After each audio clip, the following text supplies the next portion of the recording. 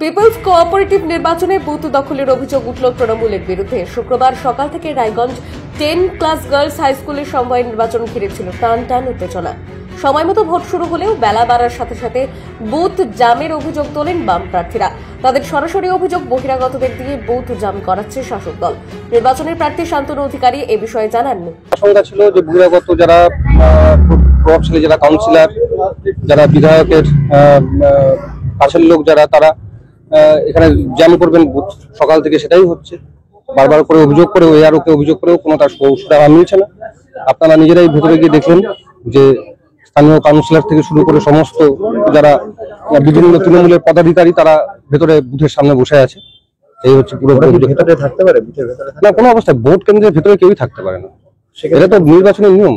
আমরা বারবার করে আরোকে কমপ্লেন করেছি, উইদাউট আইডেন্টিটি কার্ড বুথের ভেতরে বসে আছে, কিন্তু তারপরেতেও কোনো স্টেপ কেউ নিল না। এই হচ্ছে বিষয়।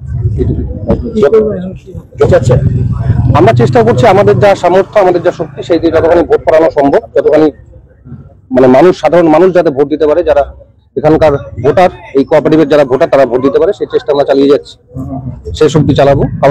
কাউন্টিং হওয়া পর্যন্ত আমরা আমাদের যা স্ট্রেংথ আছে সেই স্ট্রেংথ নিয়ে আমরা এখানে থাকবো। সিপিআইএম কর্মী বিপুল মৈত্রের কথায় পশ্চিম বাংলার মতো করেই ভোট হচ্ছে, এই অবাক হওয়ার কিছু নেই। এই জোনের আমি একজন ক্যান্ডিডেট ছিলাম। অভিযোগটা কি? এই জোন যেটা, এই জোনের আমি একজন ক্যান্ডিডেট ছিলাম। তো স্বাভাবিকভাবে ভোটের যা নিয়ম কানুন প্রথম থেকেই দেখলাম, সেই নিয়ম কানুনের কিছুই নাই। আধিকারিকদের সঙ্গে সেই ব্যাপারে একটু কথা হলো, তারপরে যা কোনো মতে বলে উঠে ভোটটা চলুক। প্রথম থেকেই দেখা যাচ্ছে যে যারা ভোটার না তারা ঘর দখল করে আছে। যখন সেখানে প্রতিবাদ করতে যাওয়া হচ্ছে, বাইরের থেকে হুমকি, ক্যান্ডিডেটরা ভিতরে থাকতে পারবে না, অমুক না তমুক না, এমন একটা পরিবেশ তৈরি করো যাতে ভোট না হয়। এইটা নিয়ে আমরা কিন্তু অন্যরকম ভেবে এসেছিলাম তা না, কারণ আমরা পশ্চিমবঙ্গে বাস করি, অতএব পশ্চিমবঙ্গের নিয়ম অনুযায়ী ভোট হবে এটা আমরা জানতাম। এখন সেটা 2 ঘন্টা পরে হবে না 1 ঘন্টা পরে হবে না শুরুর থেকেই হবে, এইটা নিয়ে আমরা একটু চিন্তিত ছিলাম যে কোন সময়টা থেকে পশ্চিমবঙ্গের এই 2011 পর থেকে যে নিয়মে ভোট হচ্ছে সেই নিয়মেই ভোট হবে কিনা। তো দেখলাম যে না, শুরুর থেকেই সেই ধারা ছিল 12টা 20-25 থেকে, তারপরে আর কোন রকম রাগঢাক নাই, সবটাই ওপেন হয়ে গেল। যেমন করে গোটা রাজ্যে ভোট হয়, পঞ্চায়েত থেকে শুরু করে মিউনিসিপালিটি থেকে শুরু করে বিধানসভা, লোকসভা যেমন করে ভোট হয়।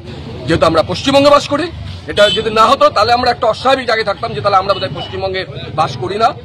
যদিও সমস্ত অভিযোগকে ভিত্তিহীন বলে দাবি করেন রায়গঞ্জ শহর তৃণমূল কংগ্রেসের সভাপতি শিবশঙ্কর রায়চৌধুরী। না, বুথের ভেতরে ঢুকবার কোনো ব্যাপার নেই। বিষয়টা হচ্ছে যে কারো কোনো হয়তো জলের প্রয়োজন ছিল, সেই জন্য উনি হয়তো গিয়ে একটু জল টল কাউকে দিয়ে এসছে, বা কারো শরীর খারাপ হয়তো করছিল, খোঁজ নিচ্ছে। তো সুতরাং এমার্জেন্সি পারপাসে মানুষের সঙ্গে, মানুষের পাশে থাকাটা আমাদের কাজ। সেটা আমরা সাধারণ মানুষ হোক বা নেতা নেত্রী হোক, হয়তো জলের প্রয়োজন ছিল বা কোনো অসুস্থ ছিল, অসুস্থ লোককে দেখবার জন্য মানুষ ভিতরে যেতে পারে না, সেটাকে রিকভারি করার জন্যই গেছে। দেখা গেছে যে দীর্ঘক্ষণ তিনি দাঁড়িয়েছিলেন। না, এরকম দীর্ঘক্ষণ কোনো দাঁড়া থাকেনি, হয়তো কোনো এমার্জেন্সি প্রয়োজনে সেটা গেছে। ভোটাররা তৃণমূল কংগ্রেসকে ভোট দিবে, তার জন্য আমাদের ভেতরে যে বলার কোনো প্রয়োজন নেই।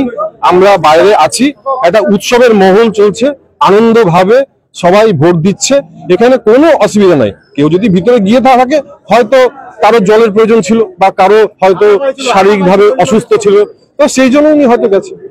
Bureau report, Dinajpur digital. North বেঙ্গলের সেরা সুপার স্পেশালিটি হাসপাতাল জীবন রেখা, অভিজ্ঞ ডাক্তার, আধুনিক lab, 24/7 emergency services, neurology, cardiology, orthopaedics, gastro, দন্ত ও চোখের চিকিৎসা একসাথে, আইসিইউ, এনআইসিইউ এবং NABL অ্যাক্রেডিটেড প্যাথোলজি ল্যাব। জীবন রেখা হসপিটাল। আপনার জরুরি মুহূর্তে অ্যাম্বুলেন্স পৌঁছবে ঠিক সময়ে। কল করুন 83730 66655।